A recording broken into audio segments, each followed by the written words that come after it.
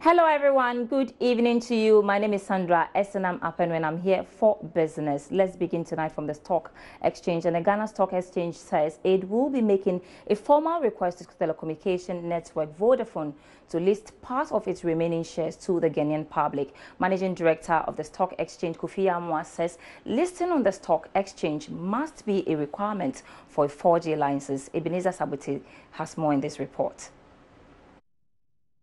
Allowing the network operator Vodafone Ghana to list on the Ghana Stock Exchange will mean ordinary Ghanaians can own part of shares of a company which has been operating in the country for more than 10 years. The announcement by the Ghana Stock Exchange follows revelation by the Chief Executive Officer of Vodafone Ghana that despite its acquisition of a 4G operating license, the company will not be required to list shares on the stock exchange. In an earlier interview, CEO of Vodafone, Yolanda Cuba, said listing on the Ghanaian Bourse will be a decision by the government of Ghana and Vodafone UK. I wouldn't say as we launch our 4G services would have been the right time to launch, because then I have huge capital that I have to use, and then people will say, but where's my dividend? So that's what normally happens. So for me, really, it's around timing, around issues of listing. We have to look at our balance sheet. We said we need to fix our balance sheet. We have to fix the sustainability of our income statement, and then only can we talk about any kind of listing. Because people want to actually invest in a company that is sustainable over the long term. Mm-hmm. So I can't give you timing because I don't control timing. As management, what we do is we actually fix everything that needs to be fixed within a business and actually make sure that the company is sustainable. The decision on when to list and how to list is actually that of shareholders. So as management, we don't actually play around in that decision. It's really the decision of the government of Ghana and Vodafone Group. The Managing Director, Kofi Yamoah, in a reaction at an annual performance review of the Bourse in Accra, told Joy Business the network operator must be compelled to list because the government's shares does not translate into direct individual ownership. He therefore indicated that an informal discussion on the matter has been triggered with the communications minister. So from the informal discussions that we had, it's not about they're going through exactly the same process that MTN went through. But that is the point where we believe that even if it's not the same process, in due course of time, the public shareholding should be represented not by what the government currently holds, but by individual members of the general public holding shares in a public listed entity.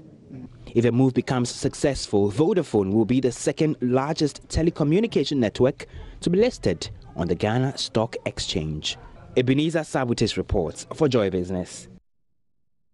So currently, MTN is the only telecommunication network listed on the stock exchange. Let's do other stories now. And the Securities and Exchange Commission has justified its decision for finance and investment firms to stop offering guaranteed rates to investors. Some of the firms have argued the directive is threatening their operations, making it difficult for clients to redeem their investments. Deputy Director General of the Commission, Paul Ababio, tells Joy Business this move was needed to safeguard the industry.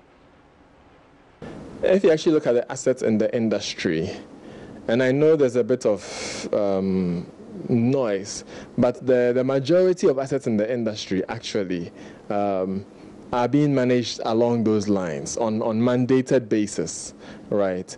If you take the pension funds, for instance, there are clear guidelines as to what kinds of investments they can do and the role of the fund manager in the investment arena with regards to pension funds, and those are a big chunk of the assets. If you take the collective investment schemes as well, there are clear limitations on what an investment scheme can do.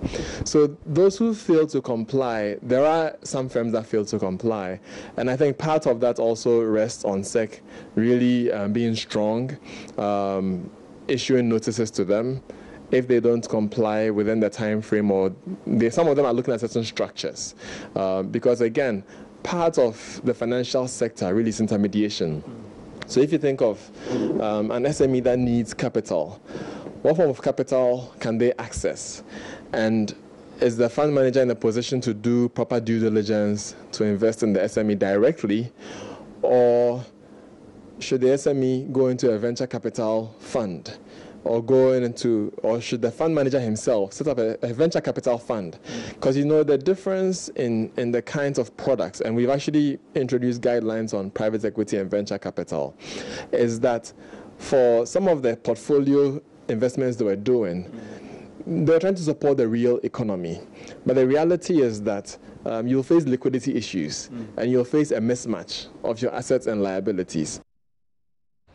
Management of GN Savings and Loans has denied owing government workers 3-month salary arrears. This follows complaints by some government workers of their inability to assess their salaries for the past 3 months. But Managing Director Marketing of GN Savings and Loans, Alan Kwe, tells Joy Business the company had cleared all backlogs and January salaries should start reflecting by Monday, January 28. I can say without any doubt that we don't owe salaries, especially for government workers, for 3 months.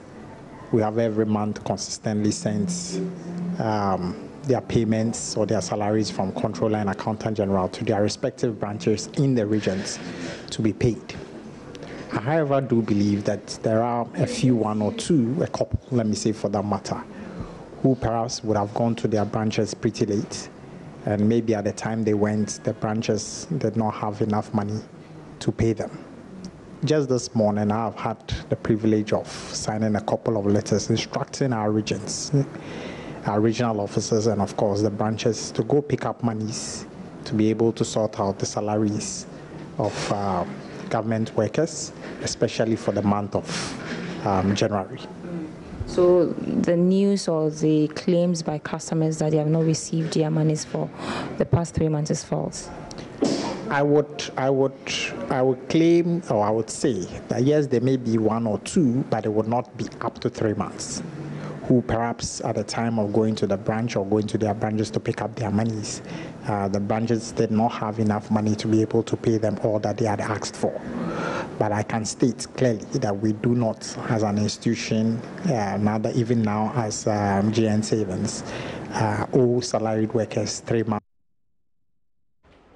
All right, time now to check news elsewhere. And insurance industry is debunking news of facing financial distress. We have these and many more in our local wrap.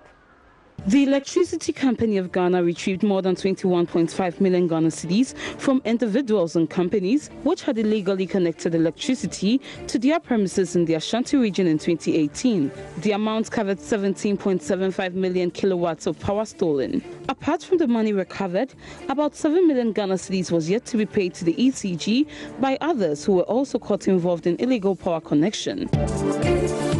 The price of the gold commodity has since 2016 failed to see significant increases as projected by mining firms. The drop in price has affected the profits of the mining industry, which has also impacted their contribution in terms of taxes. Presently, an ounce of the commodity is estimated at $1,286. CEO of the Ghana Chamber of Mines, Suleiman Ukoni, maintained that higher prices should make mining companies competitive. The National Insurance Commission has debunked messages making rounds on social media suggesting that some insurance companies are in financial distress. The NIC warned that circulating such false information about a section of the financial sector could cause serious challenges to players in the industry. All right, so to come, can we draw the link between the structure of Ghana's financial markets and greed for higher returns on investment? That's what I'll be discussing when I return shortly in about 30 minutes for more business.